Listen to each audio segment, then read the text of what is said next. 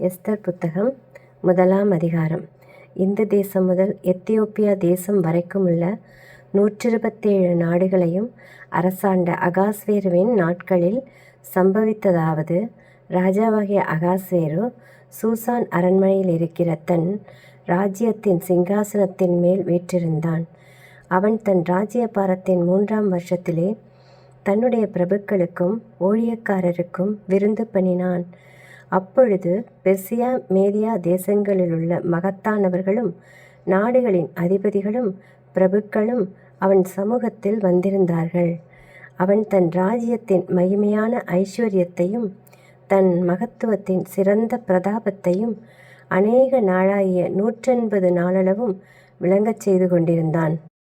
அந்த நாட்கள் முடிந்தபோது ராஜா சூசான் அரண்மனையில் வந்திருந்த பெரியோர் முதல் சிறியோர் மட்டுமுள்ள சமஸ்த ஜனங்களுக்கும் ராஜ அரண்மனையைச் சேர்ந்த சிங்காரத் தோட்டத்தில் உள்ள மண்டபத்தில் 7 நாள் விருந்து செய்வித்தான். அங்கே வெண்கலத் தூண்களின் மேலுள்ள வெள்ளி வளையங்களில் மெல்லிய நூலும் சிவப்பு நூலுமான கயிறுகளால் வெள்ளையும் பச்சையும் இளநீலமுமாகிய தொங்கு திரைகள் விதானித்திருந்தது. சிவப்பும் நீலமும் வெள்ளையும் கருப்புமான கற்கள் பதித்திருந்த தளவரிசையின் மேல் பொற்சரிகையும் வெள்ளிச் சரிகையுமான மெத்தைகள் வைக்கப்பட்டிருந்தது. பொன்னால் செய்யப்பட்ட நானாவித பாத்திரங்களில் பானம் கொடுக்கப்பட்டது. முதல் தரமான திராட்சரசம் ராஜஸ்திதிக்கு ஏற்க பரிபூரணமாய் பரிமாறப்பட்டது. அவரவருடைய மனதின்படியே செய்யலாம் என்று ராஜா தன் அரண்மனையின் பெரிய மனுஷருக்கெல்லாம் கட்டளையிட்டிருந்தபடியினால் முறைப்படி பானம் பண்ணினார்கள். ஒருவனும் பலவந்தம் பண்ணவில்லை. ராஜஸ்திரியான வஸ்தியும் ராஜாவாகிய அகாஸ்வேருவின் அரண்மனையிலே ஸ்திரீகளுக்கு ஒரு விருந்து செய்தாள். 7ஆம் நாளிலே ராஜா திராட்சரசத்தினால் களிப்பாய் இருக்கும்போது மகா ரூபவதியாயிருந்த ராஜஸ்திரியாகிய வஸ்தியின் சௌந்தரியத்தை ஜனங்களுக்கும் பிரபுக்களுக்கும் காண்பிக்கும்படி ராஜ கிரீடம் தரிக்கப்பட்டவளாக அவளை ராஜாவுக்கு முன்பாக அழைத்து வர வேண்டுமென்று ராஜாவாகிய அகாஸ்வேருவின் சமூகத்தில் சேவிக்கிற மெகுமான், பிஸ்தா, அர்போனா, பிக்தா, அபக்தா, சேதார், கர்காஸ் என்னும் 7 பிரதானிகளுக்கும் கட்டளையிட்டான். ஆனாலும் பிரதானிகள் மூலமாய் ராஜா சொல்லி அனுப்பின கட்டளைக்கு ராஜஸ்திரியாகிய வஸ்தி வரமாட்டேன் என்றாள். அப்பொழுது ராஜா கடும் கோபமடைந்து தனக்குள்ளே மூர்க்கவெறி கொண்டான். அச்சமயத்தில் ராஜ சமூகத்தை தரிசிக்கிறவர்களும் ராஜ்யத்தின் முதல் ஆசனங்களில் உட்காருகிறவர்களுமான கர்ஷேனா, அத்மாதா, தர்ஷீஸ், மேரேஸ், மர்சேனா, மெமுகான் என்னும் பெர்சியர் மேதியருடைய 7 பிரபுக்களும் அவன் சமீபத்தில் இருந்தார்கள். ராஜா நியாயப்பிரமாணத்தையும் ராஜ நீதியையும் அறிந்தவர்களிடத்தில் பேசுவது தனக்கு வழக்கமானபடியால் காலாகால வர்த்தமானங்களை அறிந்த பண்டிதர்களை நோக்கி, ராஜாவாகிய அகாஸ்வேரு பிரதானிகள் மூலமாய் சொல்லி அனுப்பின கட்டளையின்படி ராஜஸ்திரியாகிய வஸ்தி செய்யாமற் போனதின் நிமித்தம் தேச சட்டத்தின்படி அவளுக்கு செய்ய வேண்டியது என்ன என்று கேட்டான். அப்பொழுது மெமுகான் ராஜாவுக்கும் பிரபுக்களுக்கும் முன்னே பிரதியுத்தரமாக, ராஜஸ்திரியாகிய வஸ்தி ராஜாவுக்கு மாத்திரமல்ல, ராஜாவாகிய அகாஸ்வேருடைய சகல நாடுகளிலும் உள்ள சகல பிரபுக்களுக்கும் சகல ஜனங்களுக்கும் கூட அநியாயம் செய்தாள்.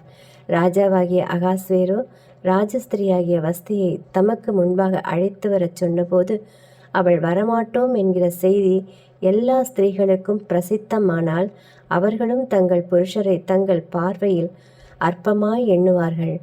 இன்றைய தினமே பெர்சியாவிலும் மேதியாவிலும் உள்ள பிரபுக்களின் ஸ்திரீகள் ராஜஸ்திரியின் செய்தியை கேட்கும்போது ராஜாவின் பிரபுக்களுக்கெல்லாம் அப்படியே சொல்லுவார்கள்.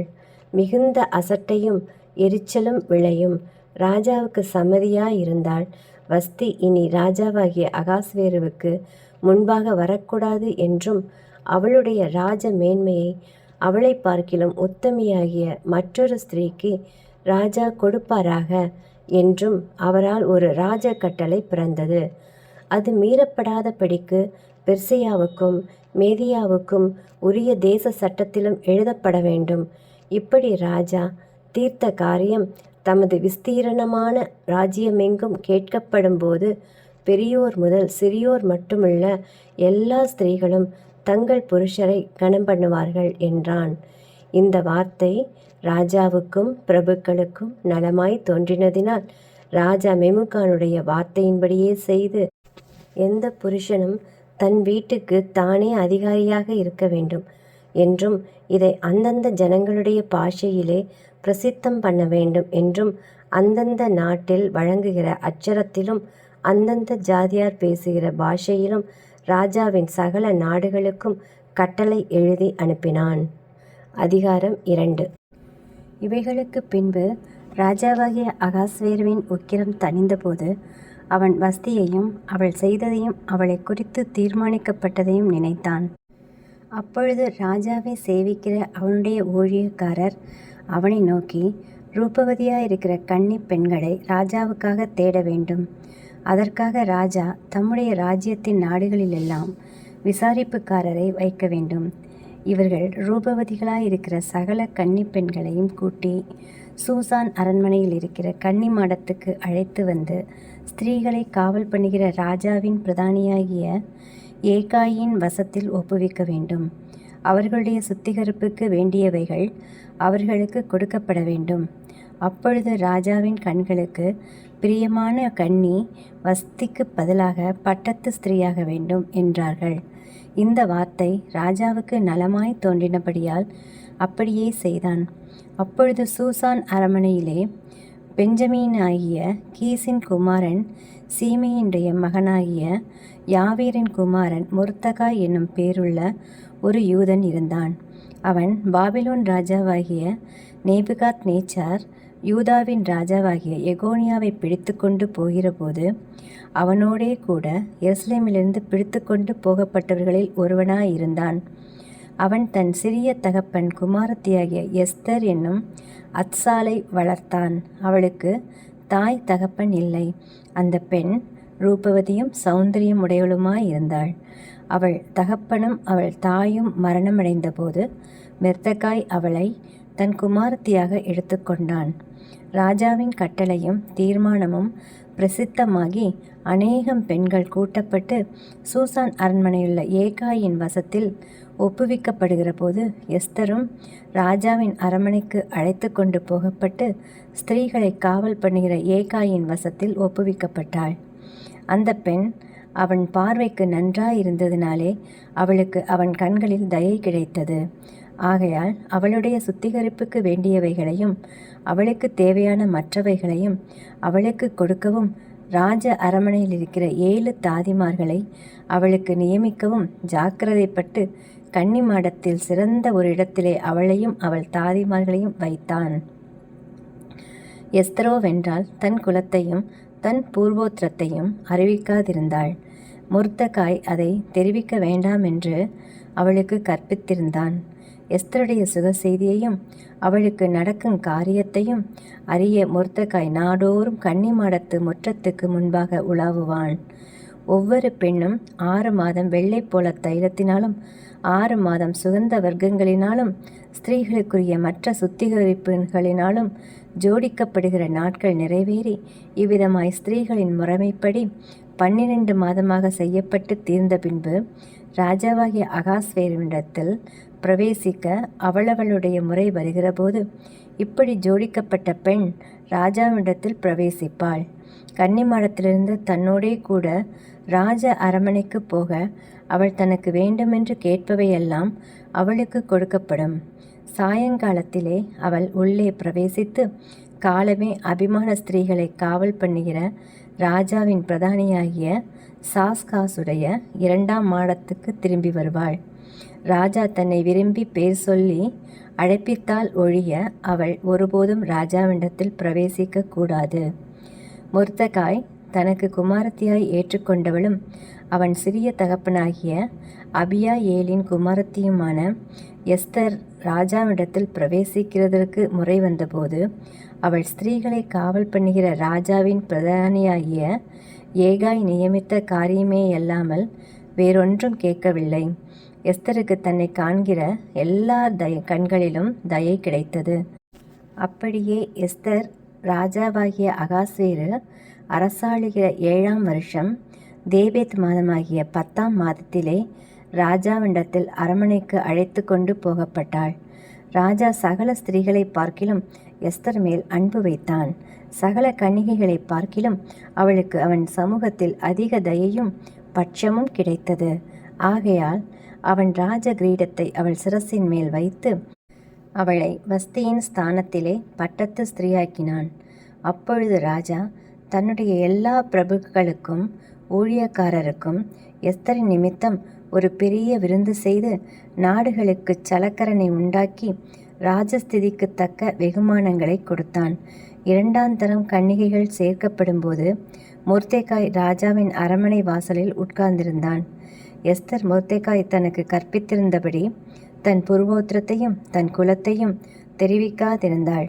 எஸ்தர் மொர்தெகாய் இடத்திலே வளரும்போது அவன் சொற்கேட்டு நடந்தது போல எப்பொழுதும் அவன் சொற்கேட்டு நடந்து வந்தாள். அந்நாட்களில் மொர்தெகாய் ராஜாவின் அரண்மனை வாசலில் உட்கார்ந்திருக்கிற போது வாசல் காக்கிற ராஜாவின் 2 பிரதானிகளாகிய பிக்தானும் தேரேசும் வர்மம் வைத்து ராஜாவாகிய அகாஸ்வேருவின் மேல் கைபோட வகை தேடினார்கள். இந்த காரியம் மொர்தெகாய்க்கு தெரிய வந்ததினால் அவன் அதை ராஜாத்தியாகிய எஸ்தருக்கு அறிவித்தான். எஸ்தர் மொர்தெகாயின் பேரால் அதை ராஜாவுக்கு சொன்னாள். அந்த காரியம் விசாரிக்கப்படுகிற போது அது மெய்யென்று காணப்பட்டது. ஆகையால் அவர்கள் இருவரும் மரத்திலே தூக்கி போடப்பட்டார்கள். இது ராஜ சமூகத்தில் நாளாகம புஸ்தகத்திலே எழுதப்பட்டிருக்கிறது. அதிகாரம் 3. இந்த நடவடிக்கைகளுக்கு பின்பு ராஜாவாகிய அகாஸ்வேரு அம்மெதாத்தின் குமாரனாகிய ஆமான் என்னும் ஆகாகியனை மேன்மைப்படுத்தி தன்னிடத்தில் இருக்கிற சகல பிரபுக்களுக்கும் மேலாக அவனுடைய ஆசனத்தை உயர்த்தி வைத்தான். ஆகையால் ராஜாவின் அரமனை வாசலில் இருக்கிற ராஜாவின் ஊழியக்காரர் எல்லாரும் ஆமானை வணங்கி நமஸ்கரித்து வந்தார்கள். அவனுக்கு இப்படி செய்ய வேண்டும் என்று ராஜா கட்டளையிட்டிருந்தான். ஆனாலும் மொர்தெகாய் அவனை வணங்கவும் இல்லை, நமஸ்கரிக்கவும் இல்லை. அப்பொழுது ராஜாவின் அரண்மனை வாசலில் இருக்கிற ராஜாவின் ஊழியக்காரர் மொர்தெகாயை பார்த்து, நீ ராஜாவின் கட்டளையை மீறுகிறது என்ன என்று கேட்டார்கள். இப்படி அவர்கள் நாளுக்கு நாள் அவனுடனே சொல்லியும் அவன் தங்களுக்கு செவிகொடாத போது தான் யூதன் என்று அவன் அவர்களுக்கு அறிவித்திருந்தபடியால் மொர்தெகாயின் சொற்கள் நிலைநிற்குமோ என்று பார்க்கிறதற்கு அதை ஆமானுக்கு அறிவித்தார்கள். ஆமான் மொர்தெகாய் தன்னை வணங்கி நமஸ்கரியாததை கண்டபோது மூர்க்கம் நிறைந்தவன் ஆனான். அவனுக்கு அற்ப காரியமாக கண்டது. மொர்தெகாயின் ஜனங்கள் இன்னாரென்று ஆமானுக்கு அறிவிக்கப்பட்டிருந்தபடியால் அகாஸ்வேருவின் ராஜ்யமெங்கும் இருக்கிற மொர்தெகாயின் ஜனமாகிய யூதரை எல்லாம் சங்கரிக்க அவன் வகை தேடினான். ராஜாவாகிய அகாஸ்வேருவின் 12ஆம் வருஷம் நிசான் மாதமாகிய 1ஆம் மாதத்திலே ஆமானுக்கு முன்பாக பூர் எண்ணப்பட்ட சீட்டு ஒவ்வொரு நாளையும் குறித்து போடப்பட்டு ஆதார் மாதமான 12ஆம் மாதத்தின் மேல் விழுந்தது. அப்பொழுது ஆமான் அகாஸ்வேரு ராஜாவை நோக்கி, உம்முடைய ராஜ்யத்தின் சகல நாடுகளிலும் உள்ள ஜனங்களுக்குள்ளே ஒருவித ஜனங்கள் சிதறுண்டு பரம்பி இருக்கிறார்கள். அவர்களுடைய வழக்கங்கள் சகல ஜனங்களுடைய வழக்கங்களுக்கும் விகற்பமாயிருக்கிறது. அவர்கள் ராஜாவின் சட்டங்களை கைக்கொள்கிறது இல்லை. ஆகையால் அவர்களை இப்படி விட்டிருக்கிறது ராஜாவுக்கு நியாயமல்ல. ராஜாவுக்கு சம்மதியானால் அவர்களை அழிக்க வேண்டுமென்று எழுதி அனுப்ப வேண்டியது. அப்பொழுது நான் ராஜாவின் கஜானாவில் கொண்டு வந்து செலுத்த 10,000 தாலந்து வெள்ளியை எண்ணி காரியக்காரர் கையில் கொடுப்பேன் என்றான். அப்பொழுது ராஜா தன் கையில் இருக்கிற தன் மோதிரத்தை கழற்றி அதை ஆகாகியனான அம்மெதாத்தின் குமாரனும் யூதரின் சத்ருவும் ஆகிய ஆமானிடத்தில் கொடுத்து ஆமானை நோக்கி, அந்த வெள்ளியை நீ வைத்துக்கொள், அந்த ஜனத்துக்கு உன் இஷ்டப்படி செய்யலாம் என்றான். 1ஆம் மாதம் 13ஆம் தேதியிலே ராஜாவின் சம்பிரதிகள் அழைக்கப்பட்டார்கள். ஆமான் கற்பித்தபடியெல்லாம் ராஜாவின் தேசாதிபதிகளுக்கும் ஒவ்வொரு நாட்டின் மேல் வைக்கப்பட்டிருந்த துறைகளுக்கும் ஒவ்வொரு ஜனத்தின் பிரபுக்களுக்கும் அந்தந்த நாட்டில் வழங்கும் அட்சரத்திலும் அந்தந்த ஜாதியார் பேசும் பாஷையிலும் எழுதப்பட்டது. ராஜாவாகிய அகாஸ்வேருவின் பேரால் அது எழுதப்பட்டு ராஜாவின் முத்திரை போடப்பட்டது.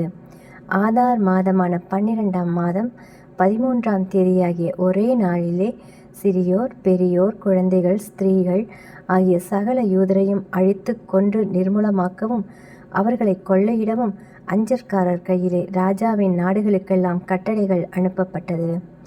அந்த நாளுக்கு ஆயத்தப்பட்டிருக்க வேண்டும் என்று சகல ஜனங்களுக்கும் கூறி அறிவிக்கிறதற்காக கொடுக்கப்பட்ட கட்டளையின் நகல் இதுவே.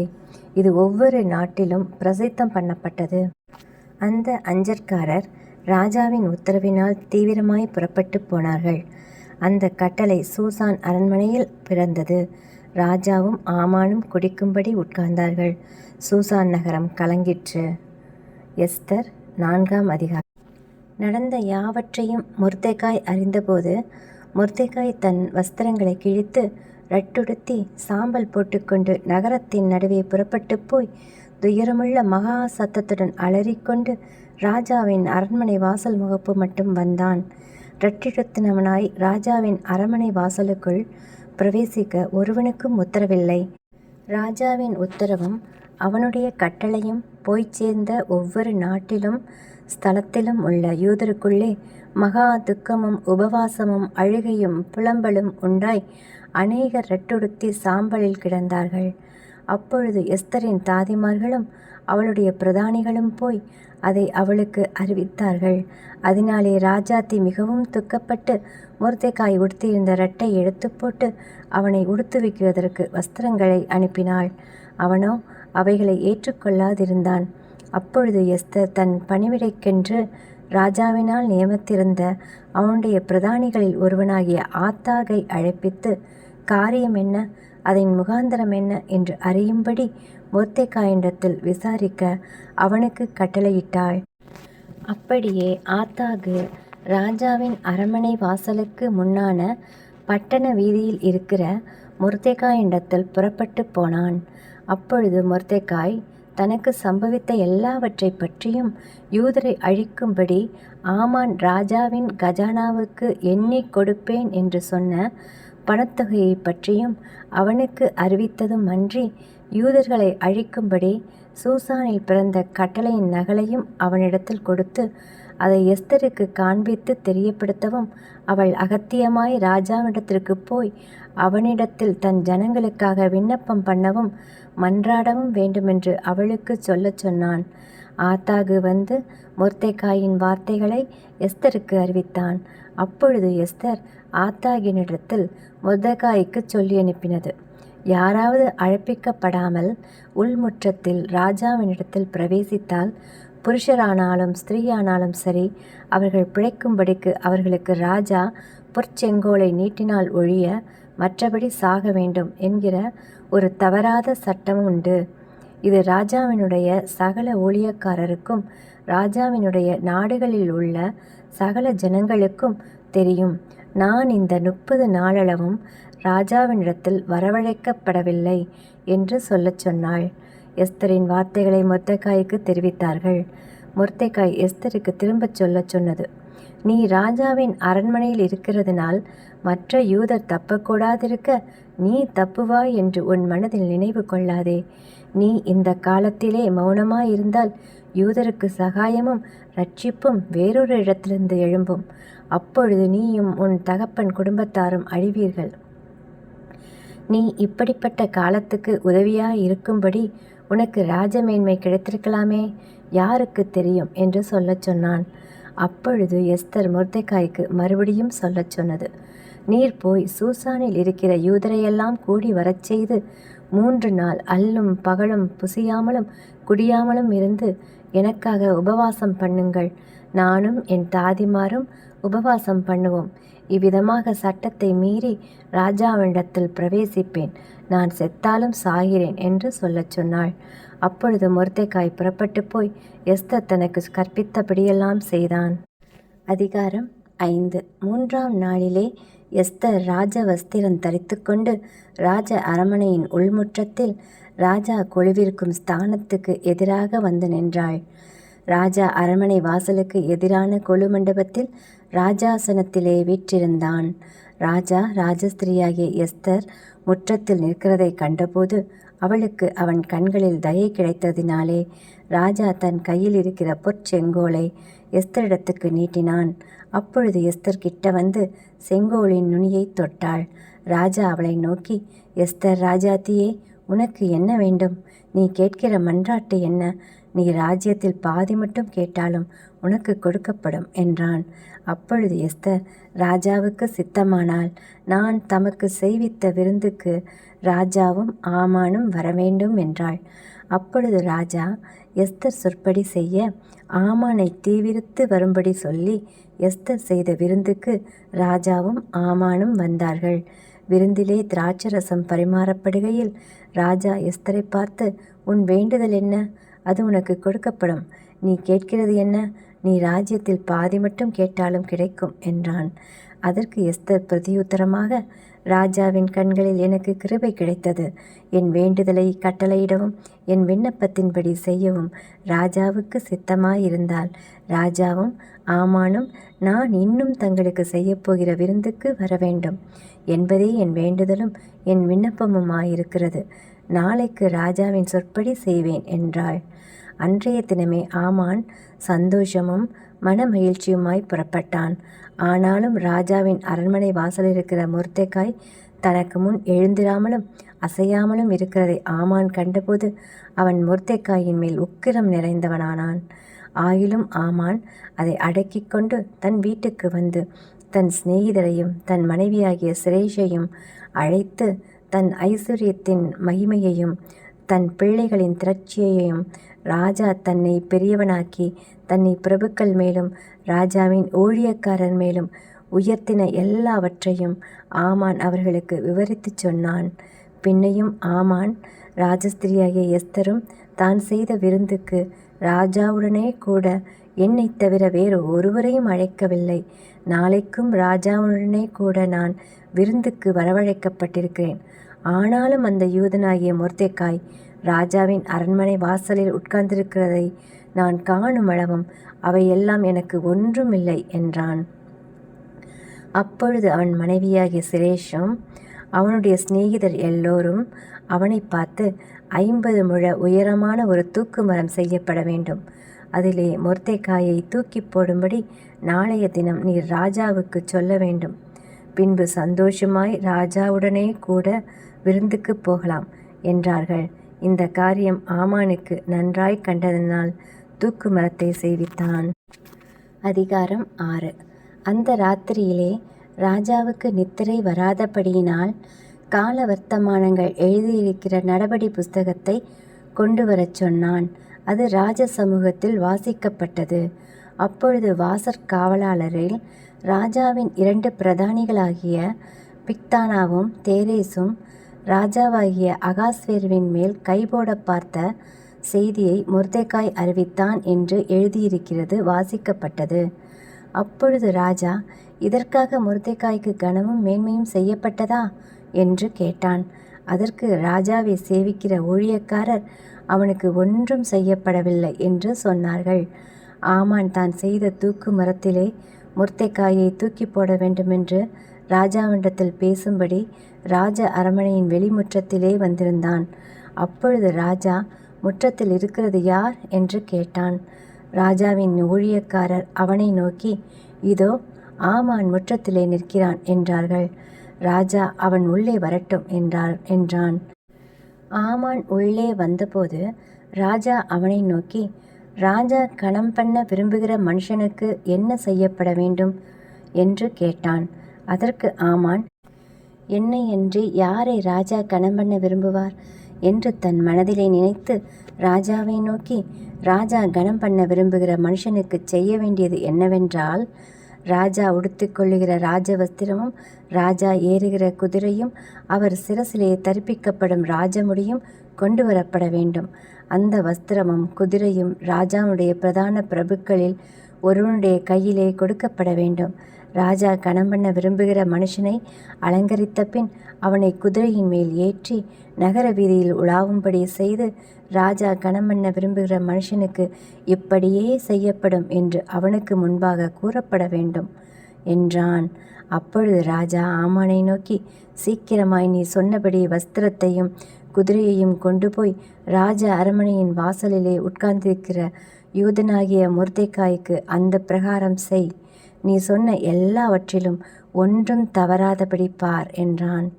அப்படியே ஆமான் வஸ்திரத்தையும் குதிரையையும் கொண்டு போய் மொர்தெகாயை அலங்கரித்து அவனை குதிரையின் மேல் ஏற்றி நகர வீதியில் உலாவும்படி செய்து, ராஜா கணம் பண்ண விரும்புகிற மனுஷனுக்கு இப்படியே செய்யப்படும் என்று அவனுக்கு முன்பாக கூறினான். பின்பு மொர்தெகாய் ராஜாவின் அரண்மனை வாசலுக்கு திரும்பி வந்தான். ஆமானோவென்றால் சஞ்சலப்பட்டு முக்காடிட்டு கொண்டு தன் வீட்டுக்கு தீவிரித்து போனான். ஆமான் தனக்கு நேரிட்ட எல்லாவற்றையும் தன் மனைவியாகிய சிரேஷுக்கும் தன் சிநேகிதர் எல்லாருக்கும் அறிவித்தபோது, அவனுடைய ஆலோசனைக்காரரும் அவன் மனைவியாகிய சிரேஷும் அவனை பார்த்து, மொர்தெகாய்க்கு முன்பாக நீர் தாழ்ந்து போகத் தொடங்கினீர்.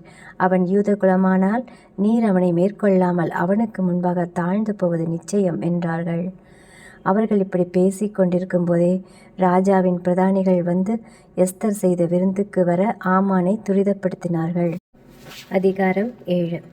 ராஜாத்தியாகிய எஸ்தருடனே விருந்துண்ண ராஜாவும் ஆமானும் வந்தபோது, 2ஆம் நாள் விருந்தில் திராட்சரசம் பரிமாறப்படும் போது ராஜா எஸ்தரை நோக்கி, எஸ்தர் ராஜாத்தியே, உன் வேண்டுதல் என்ன? அது உனக்கு கொடுக்கப்படும். நீ கேட்கிற மன்றாட்டு என்ன? நீ ராஜ்யத்தில் பாதி மட்டும் கேட்டாலும் கிடைக்கும் என்றான். அப்பொழுது ராஜாத்தியாகிய எஸ்தர் பிரதியுத்தரமாக, ராஜாவே, உம்முடைய கண்களில் எனக்கு கிருபை கிடைத்தது. ராஜாவுக்கு சித்தமாயிருந்தால் என் வேண்டுதலுக்கு என் ஜீவனும் என் மன்றாட்டுக்கு என் ஜனங்களும் எனக்கு கட்டளையிடப்படுவதாக. எங்களை அழித்து கொன்று நிர்மூலமாக்கும்படி நானும் என் ஜனங்களும் விற்கப்பட்டோம். அடிமைகளாகவும் வெள்ளாட்டிகளாகவும் விற்கப்பட்டு போனாலும் நான் மௌனமாயிருப்பேன். இப்பொழுதோ ராஜாவுக்கு உண்டாகும் நஷ்டத்துக்கு அந்த சத்துரு உத்தரவாதம் பண்ண முடியாது என்றாள். அப்பொழுது ராஜாவாகிய அகாஸ்வேரு மறுமொழியாக ராஜாத்தியாகிய எஸ்தரை நோக்கி, இப்படி செய்ய துணிகரம் கொண்டவன் யார்? அவன் எங்கே என்றான். அதற்கு எஸ்தர், சத்ருவும் பகைஞனும் ஆகிய அந்த மனிதன் இந்த துஷ்ட ஆமான்தான் என்றாள். அப்பொழுது ராஜாவுக்கும் ராஜாத்திக்கும் முன்பாக ஆமான் திகிலடைந்தான். ராஜா உக்கிரத்தோடே திராட்சப்பந்தியை விட்டு எழுந்து அரண்மனை தோட்டத்திற்கு போனான். ராஜாவினால் தனக்கு பொல்லாப்பு நிர்ணயிக்கப்பட்டதென்று ஆமான் கண்டு ராஜாத்தியாகிய எஸ்தரிடத்தில் தன் பிராணனுக்காக விண்ணப்பம் பண்ண எழுந்து நின்றான். ராஜா அரண்மனை தோட்டத்திலிருந்து திராட்சரசம் பரிமாறப்பட்ட இடத்துக்கு திரும்பி வருகையில் எஸ்தர் உட்கார்ந்திருக்கிற மெத்தையின் மேல் ஆமான் விழுந்து கிடந்தான். அப்பொழுது ராஜா, நான் அரண்மனையில் இருக்கும்போதே என் கண்முன்னே இவன் ராஜாத்தியை பலவந்தம் செய்ய வேண்டும் என்றிருக்கிறானோ என்றான். இந்த வார்த்தை ராஜாவின் வாயிலிருந்து பிறந்தவுடனே ஆமானின் முகத்தை மூடி போட்டார்கள். அப்பொழுது ராஜ சமூகத்தில் இருக்கிற பிரதானிகளில் அர்போனா என்னும் ஒருவன், இதோ ராஜாவின் நன்மைக்காக பேசின மொர்தெகாய்க்கு ஆமான் செய்வித்த 50 முழ உயரமான தூக்குமரம் ஆமானின் வீட்டண்டையில் நாட்டப்பட்டிருக்கிறது என்றான். அப்பொழுது ராஜா, அதிலே அவனை தூக்கி போடுங்கள் என்றான். அப்படியே ஆமான் மொர்தெகாய்க்கு ஆயத்தம் பண்ணின தூக்குமரத்தில் ஆமானை தூக்கி போட்டார்கள். அப்பொழுது ராஜாவின் உக்கிரம் தணிந்தது. அதிகாரம் 8. அன்றைய தினம் அகாஸ்வேரு ராஜா யூதரின் சத்ருவாயிருந்த ஆமானின் வீட்டை ராஜாத்தியாகிய எஸ்தருக்கு கொடுத்தான். மொர்தெகாய் ராஜ சமூகத்தில் வந்தான். அவன் தனக்கு இன்ன உறவு என்று எஸ்தர் அறிவித்திருந்தாள். ராஜா ஆமானின் கையிலிருந்து வாங்கி போட்ட தம்முடைய மோதிரத்தை எடுத்து மொர்தெகாய்க்கு கொடுத்தான். எஸ்தர் மொர்தெகாயை ஆமானின் அரண்மனைக்கு அதிகாரியாக வைத்தாள். பின்னும் எஸ்தர் ராஜ சமூகத்தில் பேசி அவன் பாதங்களில் விழுந்து அழுது ஆகாகியனாகிய ஆமானின் தீவினையையும் அவன் யூதருக்கு விரோதம் செய்ய யோசித்த யோசனையையும் பரிகரிக்க அவனிடத்தில் விண்ணப்பம் பண்ணினாள். அப்பொழுது ராஜா பொற்செங்கோலை எஸ்தருக்கு நீட்டினான். எஸ்தர் எழுந்திருந்து ராஜ சமூகத்தில் நின்று, ராஜாவுக்கு சித்தமாயிருந்து அவர் சமூகத்தில் எனக்கு கிருபை கிடைத்தது. ராஜ சமூகத்தில் நான் சொல்லும் வார்த்தை சரியென்று காணப்பட்டு அவருடைய கண்களுக்கு நான் பிரியமாயிருந்தால் ராஜாவின் நாடுகளிலெல்லாம் இருக்கிற யூதரை அழிக்க வேண்டும் என்று அம்மெத்தாவின் குமாரனாகிய ஆமான் என்னும் ஆகாகியன் தீவினையாய் எழுதின கட்டளைகள் செல்லாமற் போகும்படி எழுதி அனுப்பப்பட வேண்டும். என் ஜனத்தின் மேல் வரும் பொல்லாப்பை நான் எப்படி பார்க்கக்கூடும்? என் குலத்துக்கு வரும் அழிவை நான் எப்படி சகிக்கக்கூடும் என்றாள். அப்பொழுது அகாஸ்வேரு ராஜா ராஜாத்தியாகிய எஸ்தரையும் யூதனாகிய மொர்தெகாயையும் நோக்கி, இதோ ஆமானின் வீட்டை எஸ்தருக்கு கொடுத்தேன். அவன் யூதர் மேல் தன் கையை போட எத்தனித்தபடியால் அவனை மரத்தில் தூக்கி போட்டார்கள். இப்பொழுதும் உங்களுக்கு இஷ்டமானபடி நீங்கள் ராஜாவின் நாமத்தினால் யூதருக்காக எழுதி ராஜாவின் மோதிரத்தினால் முத்திரை போடுங்கள். ராஜாவின் பேரால் எழுதப்பட்டு ராஜாவின் மோதிரத்தினால் முத்திரை போடப்பட்டதை செல்லாமற் போக பண்ண ஒருவராலும் கூடாது என்றான். சீவான் மாதம் என்னும் 3ஆம் மாதம் 23ஆம் தேதியாகிய அக்காலத்திலேதானே ராஜாவின் சம்பிரதிகள் அழைக்கப்பட்டார்கள். மொர்தெகாய் கற்பித்தபடியெல்லாம் யூதருக்கும் இந்த தேசம் முதல் எத்தியோப்பியா தேசம் மட்டுமுள்ள 127 நாடுகளின் தேசாதிபதிகளுக்கும் அதிபதிகளுக்கும் அதிகாரிகளுக்கும் அந்தந்த நாட்டில் வழங்கும் அச்சரத்திலும் அந்தந்த ஜாதியார் பேசும் பாஷையிலும் யூதருக்கு அவர்கள் அச்சரத்திலும் அவர்கள் பாஷையிலும் எழுதப்பட்டது. அந்த கட்டளைகள் அகாஸ்வேரு ராஜாவின் பேரால் எழுதப்பட்டு ராஜாவின் மோதிரத்தினால் முத்திரை போடப்பட்ட பின் குதிரைகள் மேலும் வேகமான ஒட்டகங்கள் மேலும் கோவேறு கழுதைகள் மேலும் ஏறிப்போகிற அஞ்சற்காரர் கையில் அனுப்பப்பட்டது. அவைகளில் அகாஸ்வேரு ராஜாவுடைய எல்லா நாடுகளிலும் ஆதார் மாதம் என்கிற 12ஆம் மாதம் 13ஆம் தேதியாகிய அந்த ஒரே நாளிலே அந்தந்த பட்டணத்தில் இருக்கிற யூதர் ஒன்றாய் சேர்ந்து தங்கள் பிராணனை காப்பாற்றவும் தங்களை விரோதிக்கும் சத்துருக்களாகிய ஜனத்தாரும் தேசத்தாருமான எல்லோரையும் அவர்கள் குழந்தைகளையும் ஸ்திரீகளையும் அழித்து கொன்று நிர்மூலமாக்கவும் அவர்கள் உடைமைகளை கொள்ளையிடவும் ராஜா யூதருக்கு கட்டளையிட்டார் என்று எழுதியிருந்தது. யூதர் தங்கள் பகைஞருக்கு சரிக்கு சரி கட்டும்படி நியமித்த அன்றைய தினத்தில் ஆயத்தமாயிருக்க வேண்டும் என்று அந்தந்த நாட்டிலுள்ள சகல ஜனங்களுக்கும் கூறப்படுகிறதற்காக கொடுக்கப்பட்ட கட்டளையின் நகல் இதுவே. இது ஒவ்வொரு நாட்டிலும் பிரசித்தம் பண்ணப்பட்டது. அப்படியே வேகமான ஒட்டகங்கள் மேலும் கோவேறு கழுதைகள் மேலும் ஏறிய அஞ்சற்காரர் ராஜாவின் வார்த்தையினால் ஏவப்பட்டு தீவிரத்தோடே புறப்பட்டு போனார்கள். அந்த கட்டளை சூசான் அரண்மனையில் கொடுக்கப்பட்டது. அப்பொழுது மொர்தெகாய் இளநிலமும் வெள்ளையுமான ராஜவஸ்திரமும் பெரிய பொன்முடியும் பட்டும் இரத்தாம்பரமும் அணிந்தவனாய் ராஜாவிடத்தில் இருந்து புறப்பட்டான். சூசான் நகரம் ஆர்ப்பரித்து மகிழ்ந்திருந்தது. இவ்விதமாய் யூதருக்கு வெளிச்சமும் மகிழ்ச்சியும் களிப்பும் கனமும் உண்டாயிற்று. ராஜாவின் வார்த்தையும் அவனுடைய கட்டளையும் போய்ச் சேர்ந்த எல்லா நாடுகளிலும் எல்லா பட்டணங்களிலும் யூதருக்குள்ளே அது மகிழ்ச்சியும் களிப்பும் விருந்துண்டு கொண்டாடும் நல்ல நாளுமாயிருந்தது. யூதருக்கு பயப்படுகிற பயம் தேசத்து ஜனங்களை பிடித்ததினால் அவர்களில் அநேகர் யூத மார்க்கத்தில் அமைந்தார்கள். எஸ்தர் 9. ராஜாவின் வார்த்தையின்படியும் அவனுடைய கட்டளையின்படியும் செய்யப்படுகிறதற்கு ஆதார் மாதம் என்கிற 12ஆம் மாதம் 13ஆம் தேதியிலே யூதரின் பகைஞர் அவர்களை மேற்கொள்ளலாம் என்று நம்பினார்களே, அந்நாளிலேதானே யூதரானவர்கள் தங்கள் பகைஞரை மேற்கொள்ளும்படிக்கு காரியம் மாறுதலாய் முடிந்தது. யூதர் அகாஸ்வேரு ராஜாவின் சகல நாடுகளிலும் உள்ள பட்டணங்களிலே தங்களுக்கு பொல்லாப்பு வரப்பண்ண பார்த்தவர்கள் மேல் கைபோட கூடிக்கொண்டார்கள். ஒருவரும் அவர்களுக்கு முன்பாக நிற்கக்கூடாதிருந்தது. அவர்களை பற்றி சகல ஜனங்களுக்கும் பயம் உண்டாயிற்று. நாடுகளின் சகல அதிகாரிகளும் தேசாதிபதிகளும் துரைகளும் ராஜாவின் காரியங்களை நடப்பிக்கிறவர்களும் யூதருக்கு துணை நின்றார்கள். மொர்தெகாயினால் உண்டான பயங்கரம் அவர்களை பிடித்தது. மொர்தெகாய் ராஜாவின் அரண்மனையில் பெரியவனாயிருந்தான். அவனுடைய கீர்த்தி எல்லா நாடுகளிலும் பிரசித்தமாயிற்று. இந்த மொர்தெகாய் என்பவன் மென்மேலும் பெரியவனானான். அப்படியே யூதர் தங்கள் சத்துருக்களையெல்லாம் பட்டயத்தால் வெட்டி கொன்று நிர்மூலமாக்கி தங்கள் இஷ்டப்படி தங்கள் பகைஞருக்கு செய்தார்கள். யூதர் சூசான் அரண்மனையிலும் 500 பேரை கொன்று நிர்மூலமாக்கினார்கள்.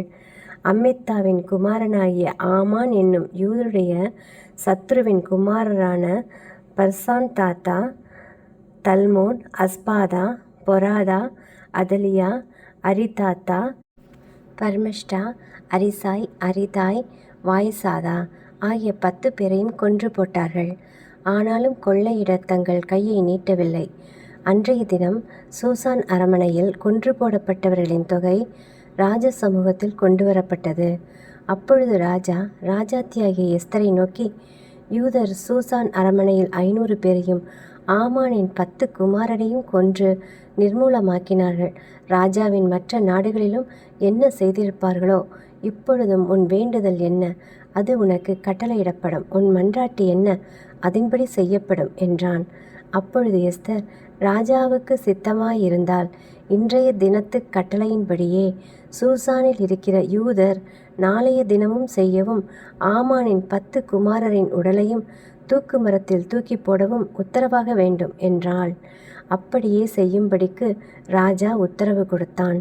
அதற்கு சூசானிலே கட்டளை பிறந்தது. ஆமானின் 10 குமாரருடைய உடலையும் தூக்கி போட்டார்கள். சூசானில் இருக்கிற யூதர் ஆதார் மாதத்தின் 14ஆம் தேதியிலும் கூடிச் சேர்ந்து சூசானிலே 300 பேரை கொன்று போட்டார்கள். ஆனாலும் கொள்ளையிட தங்கள் கையை நீட்டவில்லை. ராஜாவின் நாடுகளிலுள்ள மற்ற யூதர்கள் தங்கள் பிராணனை தற்காக்கவும் தங்கள் பகைஞருக்கு விலகி இளைப்பாறுதல் அடையவும் ஒருமிக்க சேர்ந்து தங்கள் விரோதிகளில் 75,000 பேரை கொன்று போட்டார்கள். ஆனாலும் கொள்ளையிட தங்கள் கையை நீட்டவில்லை. ஆதார் மாதத்தின் 13ஆம் தேதியிலே இப்படி செய்து 14ஆம் தேதியிலே இளைப்பாரி அதை விருந்துண்டு சந்தோஷப்படுகிற பண்டிகை நாளாக்கினார்கள். சூசானிலுள்ள யூதரோவென்றால் அந்த மாதத்தின் 13ஆம் தேதியிலும் 14ஆம் தேதியிலும் ஏகமாய் கூடி 15ஆம் தேதியிலே இளைப்பாரி அதை விருந்துண்டு சந்தோஷப்படுகிற பண்டிகை நாளாக்கினார்கள்.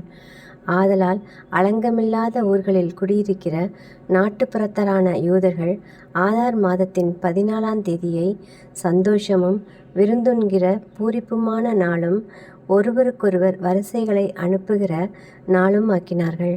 மொர்தெகாய் இந்த வர்த்தமானங்களை எழுதி சமீபத்திலும் தூரத்திலும் இருக்கிற அகாஸ்வேரு ராஜாவின் சகல நாடுகளிலும் உள்ள எல்லா யூதருக்கும் நிருபங்களை அனுப்பி வருஷந்தோறும் ஆதார் மாதத்தின் 14ஆம் 15ஆம் தேதிகளை யூதர் தங்கள் பகைஞருக்கு நீங்களாகி இளைப்பாறுதல் அடைந்த நாட்களாகவும் அவர்கள் சஞ்சலம் சந்தோஷமாகவும் அவர்கள் துக்கம் மகிழ்ச்சியாகவும் மாறின மாதமாகவும் ஆசரித்து அந்நாட்களில் விருந்துண்டு சந்தோஷம் கொண்டாடவும் ஒருவருக்கொருவர் வரிசைகளை அனுப்பவும் எளியவர்களுக்கு தானந்தர்மம் செய்யவும் வேண்டுமென்று திட்டம் பண்ணினான். அப்பொழுது யூதர் தாங்கள் செய்யத் தொடங்கினபடியும் மொர்தெகாய் தங்களுக்கு எழுதினபடியும் செய்ய சம்மதித்தார்கள். அம்மெதத்தாவின் குமாரனாகிய ஆமான் என்னும் ஆகாகியன் யூதருக்கெல்லாம் சத்துருவாயிருந்து யூதரை சங்கரிக்க நினைத்து அவர்களை அழிக்கவும் நிர்மூலமாக்கவும் பூர் என்னப்பட்ட சீட்டை போட்டான். ஆனாலும் எஸ்தர் ராஜ சமூகத்தில் போய் யூதருக்கு விரோதமாய் அவன் நினைத்த அவனுடைய பொல்லாத யோசனை அவனுடைய தலையின் மேல் திரும்பும்படி கட்டளை பிறப்பித்ததினாலே அவனையும் அவன் குமாரரையும் மரத்திலே தூக்கி போட்டார்கள். ஆகையினால் அந்த நாட்கள் பூர் என்னும் பேரினால் பூரீம் எனப்பட்டது. அவன் அந்த நிருபத்தில் எழுதியிருந்த எல்லா வார்த்தைகளின் நிமித்தமும் தாங்களே இந்த விஷயத்தில் அனுபவித்தவைகள் நிமித்தம் தங்களுக்கு நேரிட்டவைகளின் நிமித்தமும் யூதர் அதை திட்டப்படுத்தி அந்த 2 நாட்களை குறித்து எழுதியிருக்கிறபடியே அவைகளை வருஷந்தோறும் அவைகளின் சரியான காலத்திலே ஆசரியாமல் இருப்பதில்லை என்பதையும், இந்த நாட்கள் எல்லா தலைமுறைகளிலும் வம்சங்களிலும் தேசங்களிலும் ஊர்களிலும் நினைவு கூறப்பட்டு ஆசரிக்கப்பட வேண்டும் என்பதையும், இந்த பூரீம் என்னும் பண்டிகை நாட்கள் யூதருக்குள்ளே தவறிப்போகாமலும் அவைகளை நினைவு கூறுதல் தங்கள் சந்ததியாருக்குள்ளே ஒழிந்து போகாமலும் இருக்க வேண்டும் என்பதையும் தங்கள் மேலும் தங்கள் சந்ததியார் மேலும் தங்கள் மார்க்கத்தில் அமையப்போகிற மற்ற யாவர் மேலும் கடனாக நியமித்து கொண்டார்கள். பூரீமை குறித்து எழுதியிருக்கிற இந்த 2ஆம் நிருபத்தை திடப்படுத்தும்படிக்கு அபியாயேலின் குமாரத்தியாகிய எஸ்தர் என்னும் ராஜாத்தியும் யூதனாகிய மொர்தெகாயும் பின்னும் மகா உறுதியாய் எழுதினார்கள். யூதனாகிய மொர்தெகாயும் ராஜாத்தியாகிய எஸ்தரும் யூதருக்கு உறுதிப்பாடு பண்ணினதும் அவர்கள்தானே உபவாசத்தோடும் அலறுதலோடும் ஆசரிப்போம் என்று தங்கள் மேலும் தங்கள் சந்ததியார் மேலும் கடனாக நியமித்து கொண்டதுமான பூரீம் எனப்பட்ட இந்த நாட்கள் அவைகளின் சரியான காலங்களில் ஆசரிக்கப்படும் காரியத்தை உறுதியாக்க அவன் அகாஸ்வேருவின் ராஜ்யத்தில் உள்ள 127 நாடுகளிலும் இருக்கிற எல்லா யூதருக்கும் சமாதானமும் உண்மையுமான வார்த்தைகளுடைய நிருபங்களை அனுப்பினான். இப்படியே எஸ்தரின் கட்டளையானது பூரீம் நாட்களைப் பற்றின இந்த வர்த்தமானங்களை திடப்படுத்தினது. அது ஒரு புஸ்தகத்தில் எழுதப்பட்டது. அதிகாரம் 10. ராஜாவாகிய அகாஸ்வேரு தேசத்தின் மேலும் சமுத்திரத்திலுள்ள தீவுகளின் மேலும் பகுதி ஏற்படுத்தினான். வல்லமையும் பராக்கிரமுமான அவனுடைய எல்லா செய்கைகளும் ராஜா பெரியவனாக்கின மொர்தெகாயினுடைய மேன்மையின் விற்த்தாந்தமும் மேதியா பெர்சியா ராஜாக்களின் நடபடி புஸ்தகத்தில் அல்லவோ எழுதியிருக்கிறது. யூதனாகிய மொர்தெகாய் ராஜாவாகிய அகாஸ்வேருவுக்கு 2வது ஆனவனும் யூதருக்குள் பெரியவனும் தன் திரளான ஜனங்களுக்கு பிரியமானவனுமாயிருந்ததும் அன்றி தன் ஜனங்களுடைய நன்மையை நாடி தன் குலத்தாருக்கெல்லாம் சமாதானம் உண்டாக பேசுகிறவனுமாயிருந்தான். இத்துடன் எஸ்தரின் புத்தகம் முடிந்தது.